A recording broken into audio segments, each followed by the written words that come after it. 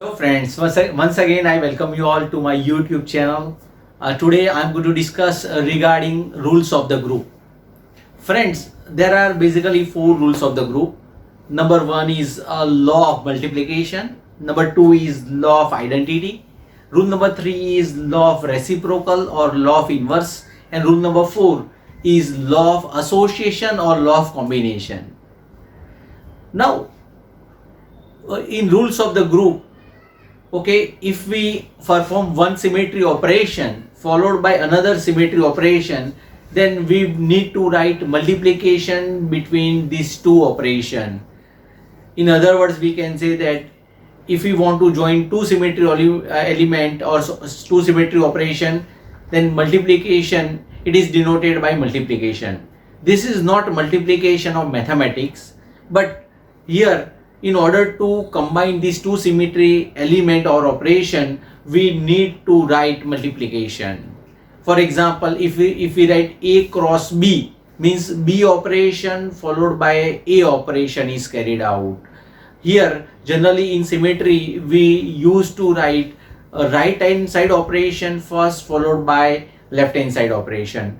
For example, A cross B means B operation is carried out first followed by A operation. If we write A operation first and followed by B operation, and if we get correct answer, but this is not considered to be the correct answer, generally we need to write operation from right hand side to left hand side.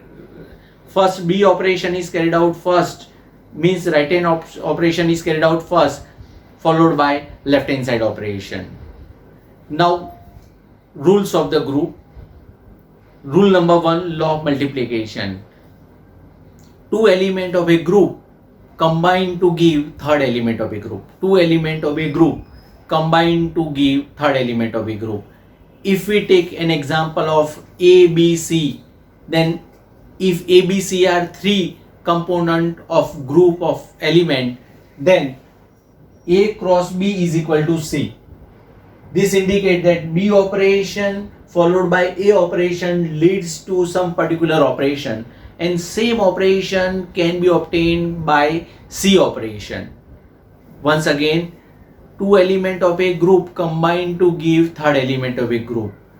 For example, if group consists of three symmetry element A, B and C, then B operation followed by A operation leads to some particular operation, and same operation can be obtained by C operation. This can be explained by taking example of water. Here we have already discussed that water contain E, C2X is sigma V and sigma V dash. If we have performed C12 operation, then H1 would be shifted to H2 and H2 would be shifted to H1. This is named as C12. Another operation by 180 degree which brings the molecule into original configuration. Water molecule contains sigma V. If we perform sigma V operation, then H1 would be reflected to H2 and H2 would be reflected to H1. This is named as sigma V. If we perform sigma V dash operation, then H1 and H2 remain unchanged. Now let us understand the first law of multiplication. Two element of a group combine to give third element of a group, means sigma V into C12 is equal to sigma V dash. This indicates that C12 operation followed by sigma V operation leads to some particular operation, and same operation, that particular operation can be obtained by single operation of sigma V dash.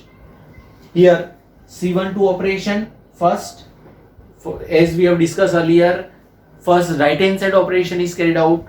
So C12 operation, that for H1 would be shifted to H2 and H2 would be shifted to H1, which leads to this configuration which is named as C12, followed by sigma V operation leads to, so here H1 would be reflected to H2 and H2 would be reflected to H1, which leads to this operation, and same configuration, same operation can be obtained by sigma V dash operation. If we perform sigma V dash operation, then we get this operation.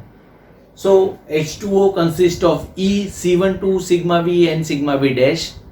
So if you perform these two operation, if we combine these two operations, sigma v and C12 operation, then we get sigma v dash operation. So that would be the part of water molecule. So once again, first rule, two element of a group combine to give third element of a group. Rule number 2, law of identity. Every element of a group consists of one element. Every element of a group consists of one element which commutes with all the element and leave them unchanged. That is known as identity elementi.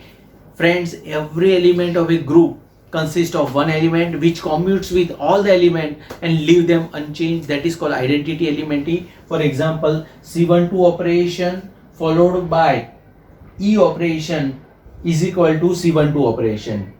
Here C12 operation followed by E operation leads to this configuration which is named as C12 operation. So every element of a group consists of one element which commutes with all the element and leave them unchanged. That is called identity elementi. Rule number 3, every element of a group has an inverse or reciprocal. Every element of a group has an inverse or reciprocal. An element and inverse combine to give identity elementi. If molecule is rotated by 180 degree in clockwise direction, so H1 would be shifted to H2 and H2 would be shifted to H1.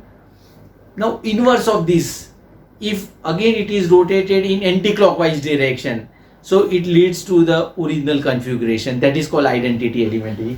C12 operation followed by C inverse 2 operation leads to identity elementi. So every element has an inverse or reciprocal. An element and inverse combine to give identity elementi. Now rule number 4, that is law of association. Law of association can be explained by taking example of ammonia. Before we discuss ammonia, let us discuss about commute and non-commute. Commute means if A cross B is equal to B cross A, then we can say that A commute with B.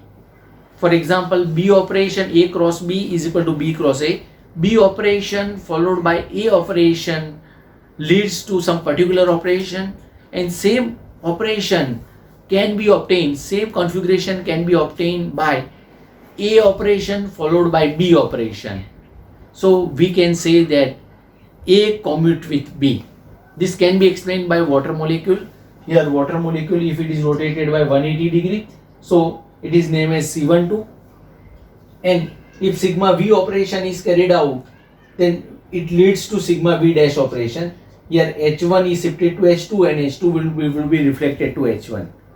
Here same configuration, if we change the sequence, if sigma V operation carried out first followed by C12 operation, then it leads to same configuration sigma V dash, then we can say that A commutes with B. Now law of association or law of combination can be explained by taking example of ammonia.